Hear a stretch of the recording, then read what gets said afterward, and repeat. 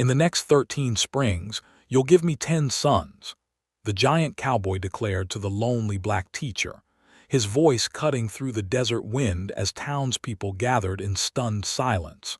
The frontier settlement saw her as nothing more than a failed experiment, the educated Negro woman who dared teach in their midst, destined for inevitable defeat under their systematic cruelty.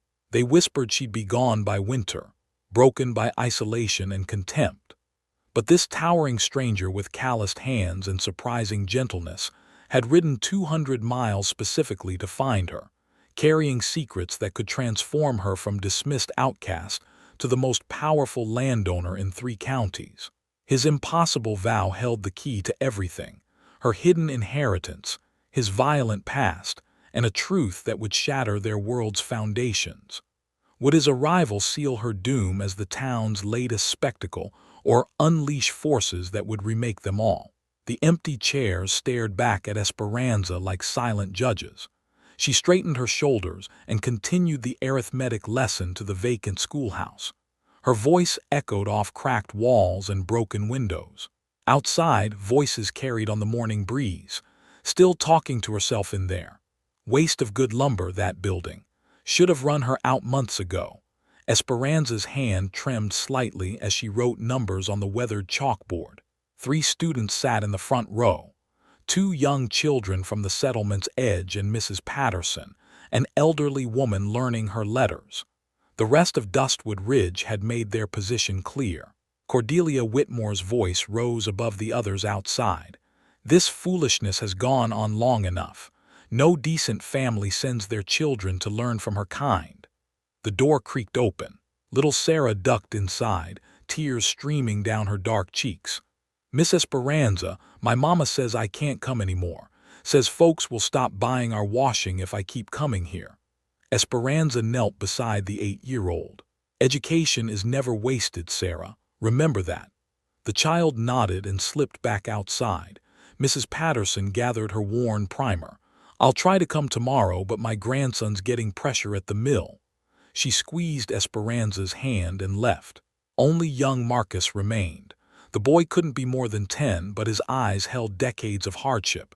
His grandfather had been enslaved on the Whitmore ranch before the war.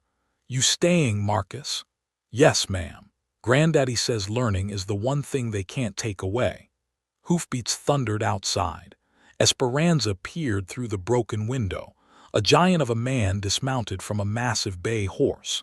His frame stretched well over 6 feet, with shoulders that could carry timber. Dust covered his dark clothes, suggesting long travel. The crowd outside fell silent.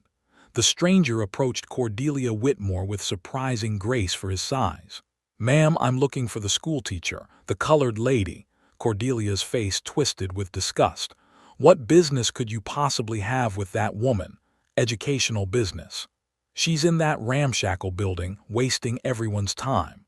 Though I can't imagine why a man of your stature would associate with her type." The giant tipped his hat and walked toward the schoolhouse. Each step seemed measured, purposeful. Esperanza quickly straightened her simple brown dress and smoothed her hair.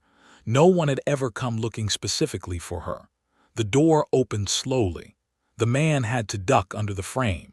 His pale blue eyes scanned the empty room before settling on her face. Something shifted in his expression, recognition without prior meeting. "Miss Caldwell?" "Yes, sir." "Magnus Thornfield. I've traveled from Colorado Territory to speak with you." Marcus shifted nervously in his seat. The boy had seen enough trouble to recognize it approaching. "About what, Mr. Thornfield?" Magnus removed his hat, revealing sandy hair and premature lines around his eyes. "Your reputation as an educator precedes you. I have a proposition." The crowd outside pressed closer to the windows. Esperanza felt their curious stares like brands on her skin. "Perhaps we should discuss this privately." "No, ma'am. What I have to say, the whole town needs to hear." Magnus stepped back outside. His voice carried with surprising refinement when he addressed the gathered townspeople. "Folks, I've come a long way to find this teacher. I've heard remarkable things about her methods and dedication." Cordelia laughed harshly. "Remarkable? She has 3 students on a good day. Most days she talks to empty air. Sometimes the most valuable things appear worthless to those who don't understand their true nature. Esperanza stepped onto the schoolhouse porch. The morning sun cast long shadows across the dusty street. Every face in the crowd showed some mixture of curiosity, contempt, or amusement. Magnus turned to face her directly. His next words would echo in her memory forever. "Miss Esperanza Caldwell, I've come to make you an offer. In the next 13 springs, you'll give me 10 sons." The silence stretched like a held breath. Then chaos erupted. "Have you lost your mind? That's indecent. What kind of arrangement is that?" Esperanza's cheeks burned with embarrassment and anger. "Mr. Thornfield, I don't know what kind of woman you think I am, but I can assure you that I am not available for any such arrangement." Magnus raised his hand for silence. "You misunderstand my meaning, Miss Caldwell. I'm not speaking of biological sons. I'm speaking of something far more valuable." The crowd quieted, confusion replacing outrage. "I'm speaking of young minds shaped by education. 10 boys who will carry knowledge and dignity into the world. 10 future leaders who will prove that learning recognizes no boundaries of birth or circumstance." Reverend Moorcock stepped forward from the crowd. "Mr. Thornfield, while your intentions may be noble, the reality of our situation is quite different. Miss Caldwell's school has been struggling to attract students. Struggling because you've all decided it should fail before giving it a proper chance." Cordelia's voice cut sharp as a blade. "We have our own school, we don't need her. Methods. Confusing our children." Magnus pulled a folded paper from his coat pocket. Esperanza recognized the formal letterhead immediately. Her inheritance notice. How had he gotten it? Her hands shook as the implications crashed over her. The mining fortune her uncle had left her in California. Enough money to leave Dustwood Ridge forever. To start fresh somewhere her skin color wouldn't determine her worth. Magnus's eyes met hers. He knew about the money. He knew she could walk away from all of this. "Miss Caldwell has choices," he said quietly. "She could leave tomorrow and live comfortably anywhere she pleased. The question is whether this town deserves the gift she's offering." The crowd began murmuring among themselves. Esperanza felt the weight of decision settling on her shoulders. Leave with dignity and wealth, or stay and fight for something larger than herself. Magnus stepped closer. "I'm prepared to help you build something lasting here, something that will outlive us both. 10 young men who will change the world through the power of education." The morning sun climbed higher, casting shorter shadows.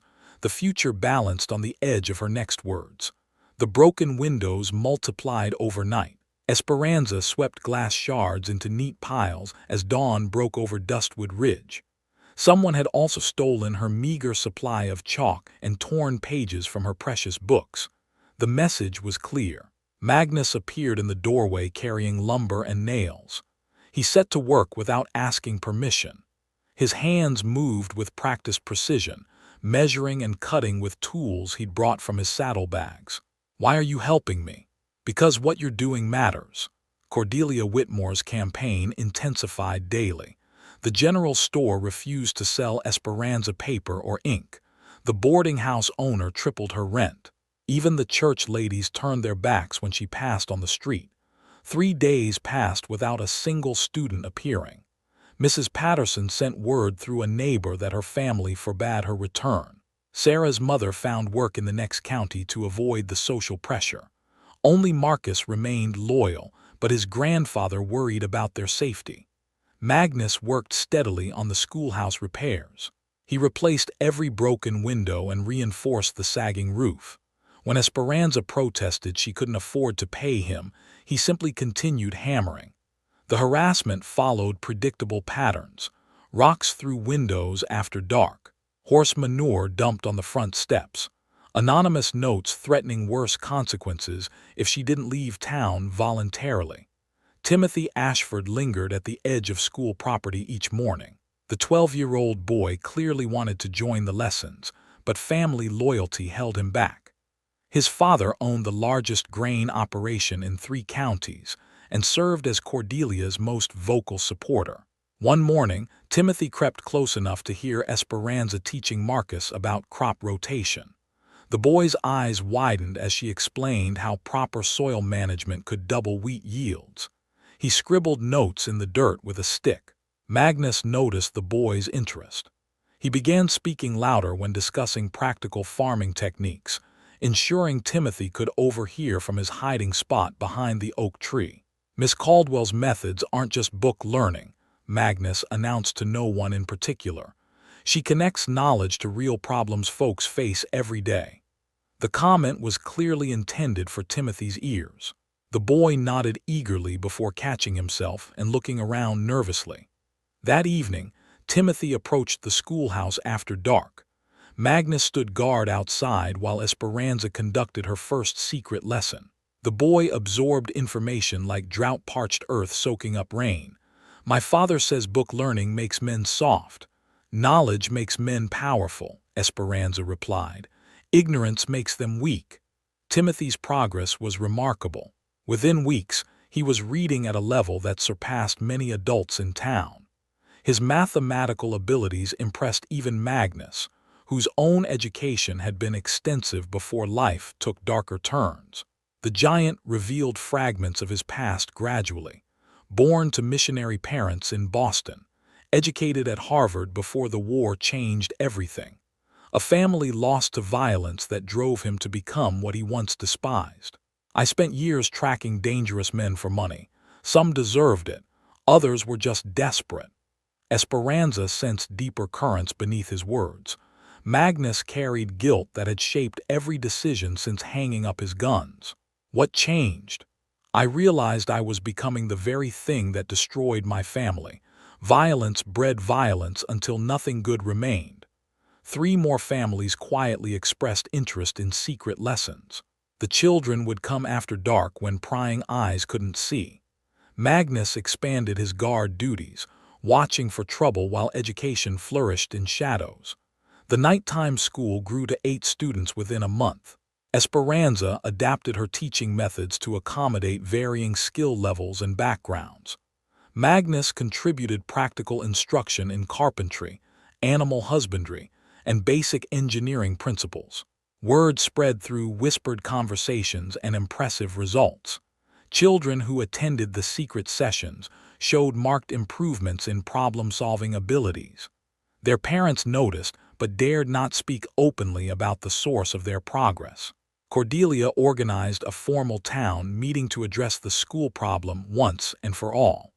The announcement promised a final resolution to what she termed this disruptive experiment.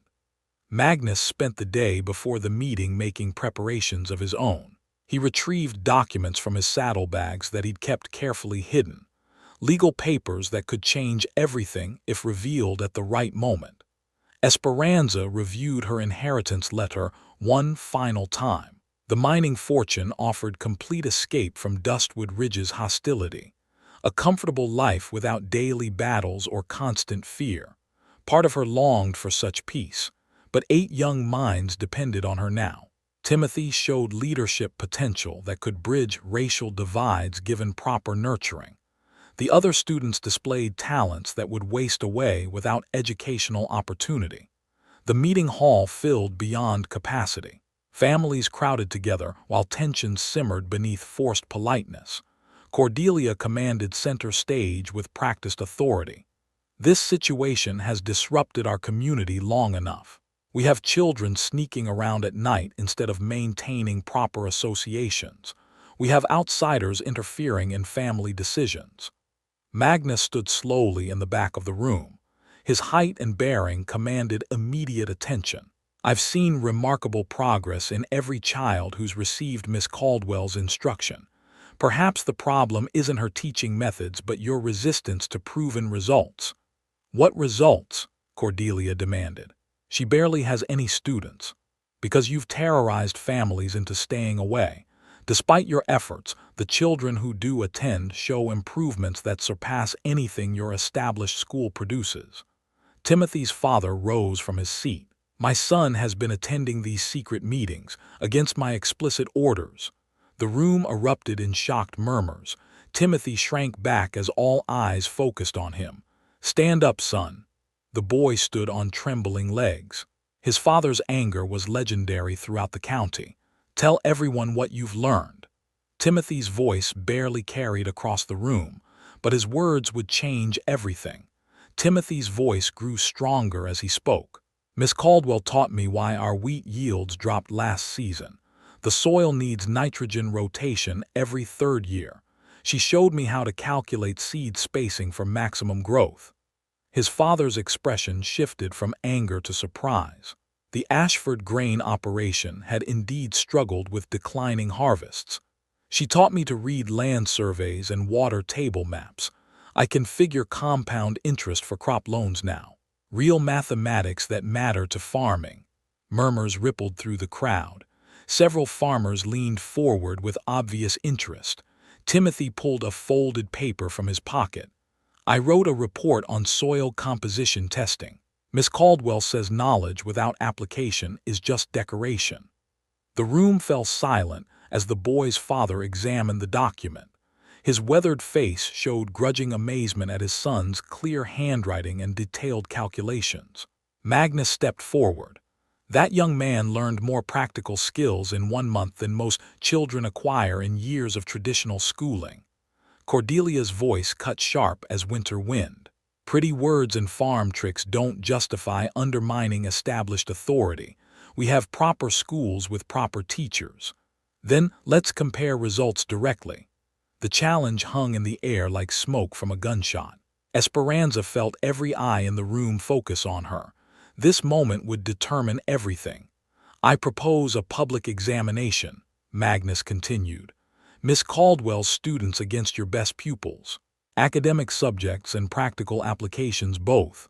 Cordelia's face flushed red. She had expected to crush opposition through social pressure, not academic competition. "That's hardly necessary. Everyone knows the quality of our established education." "Then you shouldn't fear the comparison." Reverend Moorcock rose from his seat near the front. His voice carried moral authority that commanded respect. "Perhaps such a demonstration would settle the matter fairly. Let results speak louder than assumptions." The crowd began taking sides. Farmers who had noticed their children's improvements supported the examination. Established families worried about social disruption if change proved necessary. Esperanza found her voice despite her racing heart. "I accept the challenge. 1 week from today. Public examination covering reading, writing, mathematics, and practical problem solving." The meeting dispersed with electric tension crackling between opposing groups. Magnus walked Esperanza back to the schoolhouse while shadows lengthened across the dusty street. "Are you certain about this?" "We've moved beyond certainty. Now we prove what we've built." The following days blurred together in intensive preparation. Magnus revealed the full scope of his education as he helped design examination questions. His Harvard training had included classical rhetoric, advanced mathematics, and natural philosophy. "My father believed knowledge belonged to everyone willing to work for it. He taught former slaves alongside plantation owners' children until violence forced them to leave Georgia." Esperanza understood why Magnus had sought her out specifically. She represented his family's interrupted mission, continued in different circumstances. Secret supporters emerged from unexpected places. The blacksmith provided metal materials for practical demonstrations. 2 farming families contributed supplies while avoiding public association with the effort. Timothy became the bridge between worlds. His obvious improvements impressed even skeptical neighbors. Other children began asking parents for permission to attend the examination as observers. Magnus spent evenings researching property records in the courthouse basement. The building's archives contained decades of land transactions and legal documents. His methodical search uncovered patterns that told disturbing stories. "I found something significant." He spread faded survey maps across Esperanza's desk. Property boundaries from 40 years earlier showed different ownership than current records indicated.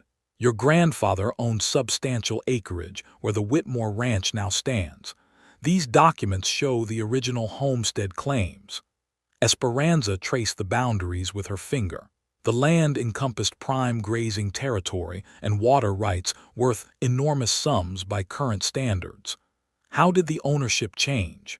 Forged transfer documents dated just after your family left the territory. The signatures don't match any legal witnesses from that period. The implications crashed over her like flood waters. Her family hadn't simply moved away. They had been systematically robbed of valuable property through fraudulent legal manipulation. Cordelia's husband signed as witness to the transfer, but the courthouse records show he was in Denver on business during the supposed transaction date. Magnus had uncovered not just historical injustice, but ongoing criminal fraud. The revelation shifted power dynamics completely. What do we do with this information? We use it strategically.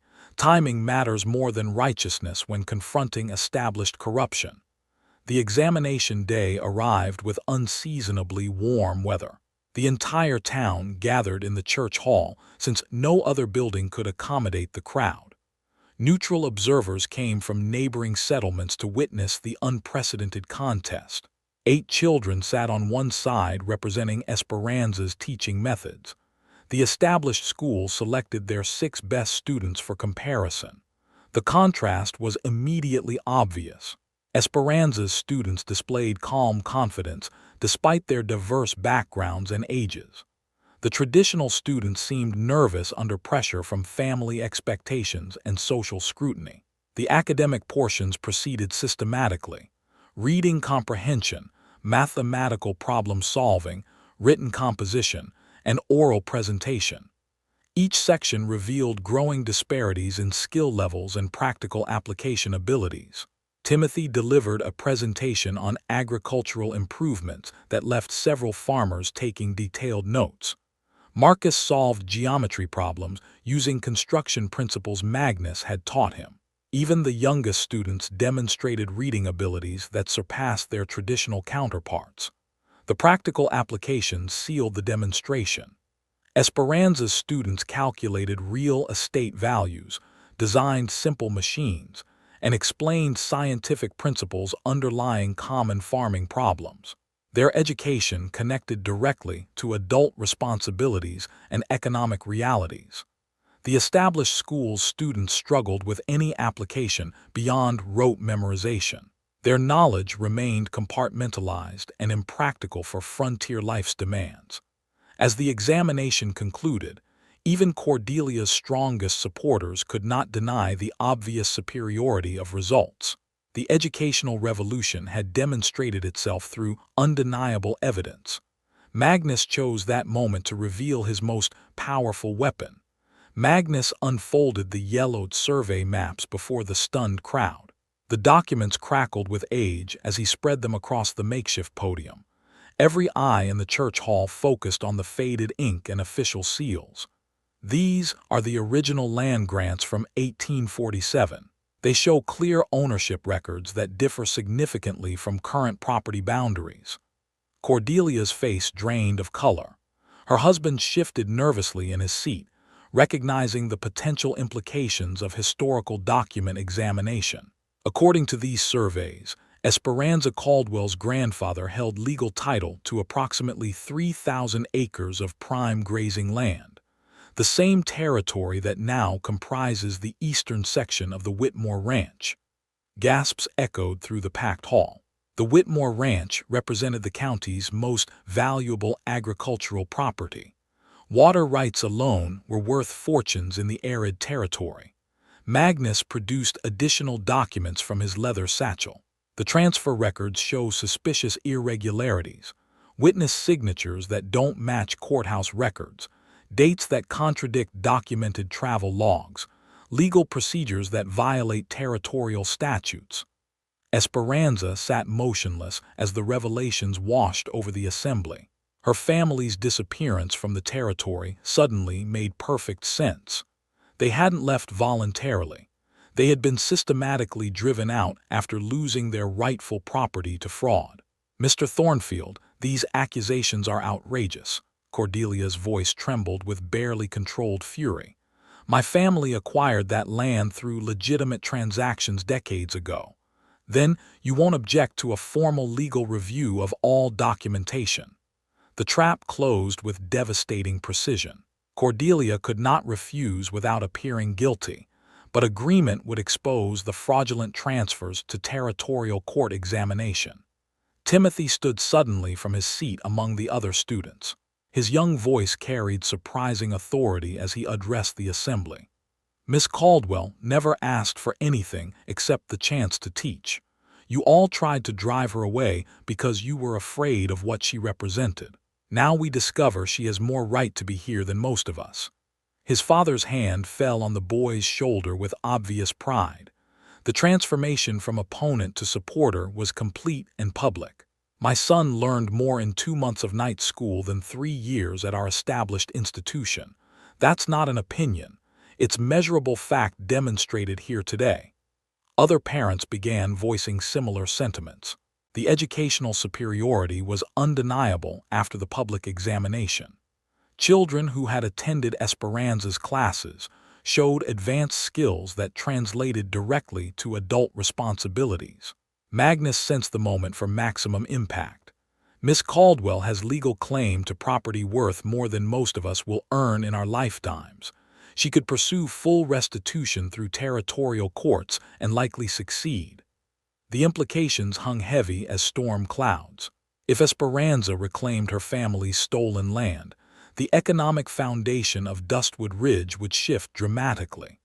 Property values, water rights, and agricultural leases would require complete renegotiation. Instead, she chose to serve this community as an educator.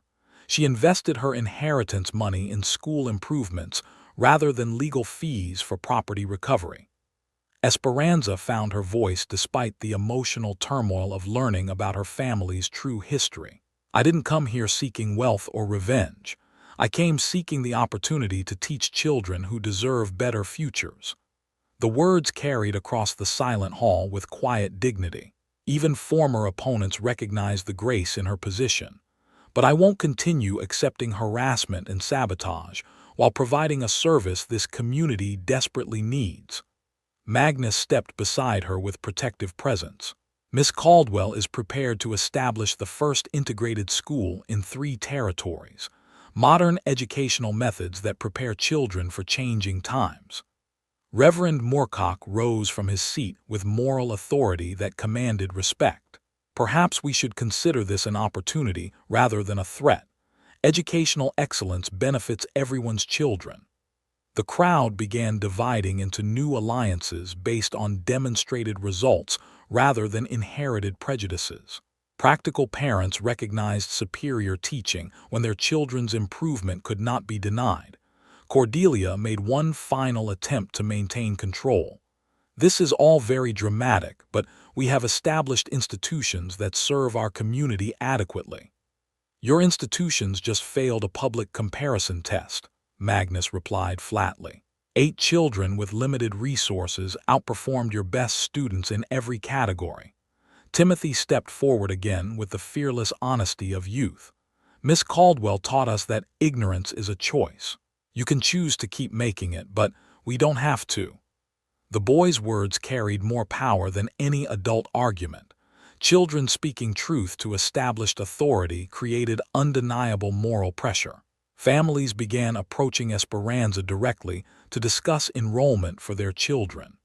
The economic advantages of superior education outweighed social concerns when practical benefits were obvious. Magnus organized informal groups to discuss implementation details. The transformation from resistance to cooperation happened gradually, but inevitably as parents recognized their children's needs. We'll need expanded facilities to accommodate increased enrollment. Miss Caldwell's property claims include suitable land for construction. The territorial government offers grants for innovative educational programs. Plans developed organically as the community imagined new possibilities. The fear of change gave way to excitement about educational opportunities previously unavailable in frontier settlements. Esperanza felt the weight of historical injustice transform into leverage for positive change. Her family's stolen legacy would become the foundation for educational progress that honored their memory. Magnus's original promise began taking concrete form.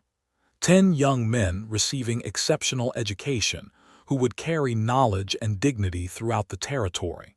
The vision expanded beyond individual students to systematic change that could influence an entire generation. The evening concluded with unprecedented cooperation between former adversaries. Practical necessities created strange alliances as the community adapted to new realities. Cordelia departed in tight-lipped silence, her social authority permanently diminished by legal revelations and educational failure. The old order had crumbled under the weight of demonstrated truth. The legal documents arrived from the territorial capital within 10 days. Official seals confirmed Magnus's research. Esperanza held clear title to 3,000 acres of prime ranch land, mineral rights included. The fraudulent transfers were declared null and void by territorial decree. Cordelia Whitmore packed her belongings in bitter silence. Her husband faced criminal charges for document forgery and illegal property seizure. Decades of stolen prosperity crumbled under legal scrutiny that revealed systematic corruption, extending beyond a single family. The community watched in stunned fascination as power structures realigned overnight. Esperanza transformed from dismissed outcast to the largest landowner in 3 counties. Her inheritance combined with recovered property created wealth that dwarfed most territorial fortunes. Magnus handled the legal transitions with methodical precision. His Harvard education included sufficient law study to navigate complex property transfers. He ensured every document was properly filed and witnessed to prevent future disputes. You could own half the territory if you pursued every fraudulent claim. I want justice, not conquest. Esperanza used her newfound authority with careful restraint. She offered fair buyouts to families who had unknowingly purchased stolen land. Tenant farmers received generous lease terms that improved their circumstances rather than destroying them. The old schoolhouse was demolished to make room for a proper educational facility. Construction began immediately using local labor at wages that exceeded regional standards. The project employed dozens of men who had previously shunned any association with the despised teacher. Timothy supervised younger workers with knowledge gained from Magnus's engineering instruction. The boys' leadership abilities impressed adults who recognized natural talent when properly cultivated. Miss Caldwell says the building should serve the community for 50 years. Every detail matters for permanent construction. Other children from the secret night classes demonstrated similar growth. Marcus designed efficient water systems using mathematical principles that reduced construction costs. Even the youngest students contributed practical solutions that improved the overall project. Enrollment applications arrived daily from families throughout the territory. Word of the educational revolution spread through trading networks that connected isolated settlements. Parents traveled hundreds of miles seeking admission for their children. Magnus established admission criteria that prioritized merit over social standing.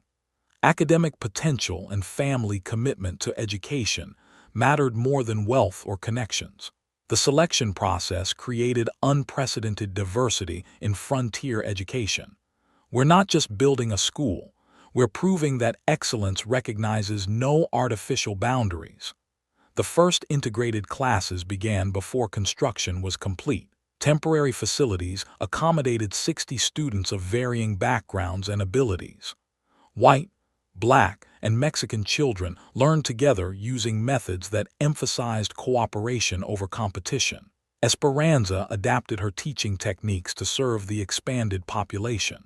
She organized students by ability rather than age, allowing advanced learners to progress rapidly while ensuring struggling students received necessary support. Magnus taught practical skills that complemented academic instruction. Carpentry, mechanics, agricultural science, and basic engineering provided hands-on applications for theoretical knowledge. Students learned by solving real problems that affected their families and communities. The educational model attracted attention from territorial administrators in distant capitals. Government officials visited to observe innovative methods that produced measurable results. Their reports praised the unique combination of academic rigor and practical application. This institution represents the future of frontier education. Students graduate with skills that immediately benefit their communities. Success stories multiplied as the first graduates demonstrated their capabilities. Former students established businesses, improved farming operations, and provided leadership in neighboring settlements. The educational investment paid dividends throughout the territory. Cordelia made a final appearance at the school's dedication ceremony. Her reduced circumstances were evident in worn clothing and borrowed transportation. The proud matriarch had become a cautionary example of justice delayed but not denied. She approached Esperanza with genuine humility that surprised former allies and enemies alike. "I was wrong about you, about everything you represented. We all make mistakes. The measure of character is how we respond to truth when it's revealed." The conversation was brief but significant. Cordelia's public acknowledgement of error provided closure that allowed the community to move forward without lingering resentment. Magnus counted enrollment figures with satisfaction as the second year began. 87 students attended regular classes with another 43 in evening programs for working adults. The original vision had expanded beyond his most optimistic projections. 10 young men now formed the advanced leadership class he had envisioned in his original promise. Timothy led the group with natural authority that bridged racial and economic divisions. The boys planned to establish similar schools in territories throughout the expanding frontier. Education multiplies when properly planted. These 10 will teach hundreds who will teach thousands. The mathematical progression of knowledge transfer created exponential impact that would influence generations. Magnus's impossible vow was becoming measurable reality through systematic implementation. Esperanza reviewed applications for the teacher training program funded by her recovered inheritance. Young women from across the territory sought instruction in modern educational methods that they could carry to isolated communities lacking proper schools. "We're not just changing Dustwood Ridge, we're changing the entire frontier." The ripple effects spread through economic and social networks that connected distant settlements. Former students carried letters of recommendation that opened opportunities previously reserved for established families. Merit began replacing privilege as the standard for advancement. Property values throughout the region increased as families relocated to access superior educational opportunities. The economic benefits of academic excellence attracted investment that transformed the entire territory from backward frontier to progressive settlement. Magnus surveyed the completed campus with deep satisfaction. Modern buildings housed advanced equipment that rivaled Eastern institutions. The investment in permanent facilities reflected confidence in long-term success that would serve multiple generations. The impossible had become inevitable through persistent application of truth and dignity. 2 outcasts had transformed an entire community by refusing to accept artificial limitations imposed by ignorance and prejudice. The spring graduation approached with unprecedented enrollment and community support. The graduation platform stood beneath towering oak trees that had witnessed the transformation of Dustwood Ridge. Families from across 3 territories gathered for the ceremony that would mark the completion of Magnus's impossible promise. 5 years had passed since his outrageous vow to the lonely teacher. 10 young men sat in the front row wearing identical blue sashes that identified them as the first leadership class. Timothy Ashford held the position of student speaker, his presence bridging worlds that once seemed permanently divided. Marcus represented the formerly enslaved families who had found dignity through education. 8 others came from diverse backgrounds united by shared learning. Esperanza stood at the podium reviewing her prepared remarks. The nervous teacher who once spoke to empty chairs had become a confident educator whose methods were studied throughout the Western territories. Her transformation mirrored the community's evolution from hostility to embrace of integrated progress. Magnus watched from the side of the platform with quiet satisfaction. The giant cowboy had fulfilled his promise through patience and strategic wisdom rather than force or intimidation. His 10 sons were ready to carry knowledge and dignity into an expanding world. Today we celebrate more than individual achievement, Esperanza began. We celebrate proof that excellence recognizes no artificial boundaries imposed by ignorance or prejudice. The audience included former opponents who now supported the educational revolution they once resisted. Practical results had overcome theoretical objections, as children demonstrated capabilities that benefited entire families and communities. Timothy rose to deliver the student address. His words carried authority earned through academic achievement and moral courage displayed during the community's most challenging moments. 5 years ago, Miss Caldwell taught empty chairs because fear prevented families from embracing opportunity. Today, we graduate knowing that education is the foundation of freedom and dignity. The young man's speech traced the school's evolution from secret night classes to the territorial model institution. His perspective provided historical context that reminded everyone how dramatically circumstances had changed. Mr. Thornfield promised 10 sons through education rather than biology. We represent that promise fulfilled, but also the beginning of something larger. Each graduate had already secured placement in positions throughout the territory. Some would teach in communities lacking proper schools. Others planned business ventures that would employ local workers at fair wages.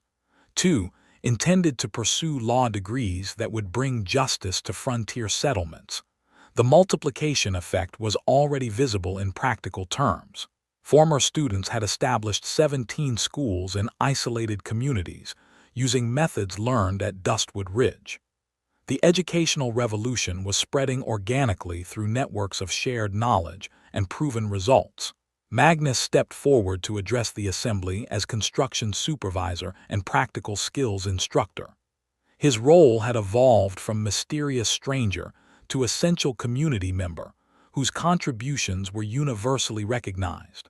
When I made my promise to Miss Caldwell, many of you considered it impossible or inappropriate. Today you witness the power of education to transform individuals, communities, and entire regions. The teacher training program had graduated 43 women who carried modern educational methods throughout the frontier. Young teachers armed with superior techniques were establishing schools that served previously neglected populations. Esperanza's inheritance and recovered property provided permanent funding for expansion that would continue indefinitely. The economic foundation ensured that educational excellence would not depend on temporary political support or individual generosity. These 10 young men represent the first harvest of a permanent planting, Magnus continued. Their children and students will carry this influence into the next century. The ceremony concluded with the presentation of graduation certificates signed by territorial officials who recognized the institution's exceptional standards. Each document represented individual achievement within a larger transformation that had redefined educational possibilities. Families gathered for celebratory meals that mixed formerly segregated social groups in unprecedented harmony. The graduation feast demonstrated practical integration that had evolved naturally from shared educational experiences. Timothy's father approached Esperanza with gratitude that reflected his complete transformation from opponent to supporter. The successful farmer credited his son's education with improving their agricultural operations and expanding economic opportunities. "You gave my boy knowledge that will serve him throughout life," More importantly, you taught him that character matters more than circumstances of birth. Similar conversations occurred throughout the gathering as parents recognized the gift their children had received. Educational excellence had created measurable improvements in family circumstances and community prosperity.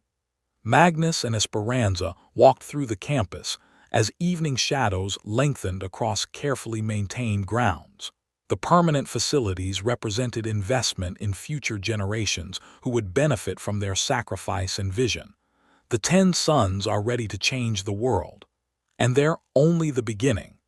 The promise had been fulfilled, but its implications extended far beyond the original commitment. Systematic change was occurring through the multiplication of knowledge and the persistence of truth applied with dignity and strategic wisdom. Applications for the following year exceeded facility capacity by substantial margins. The success of the educational model had created demand that required continued expansion to serve families seeking opportunities for their children. The impossible vow had become inevitable reality through patient application of principles that recognized human potential regardless of artificial limitations.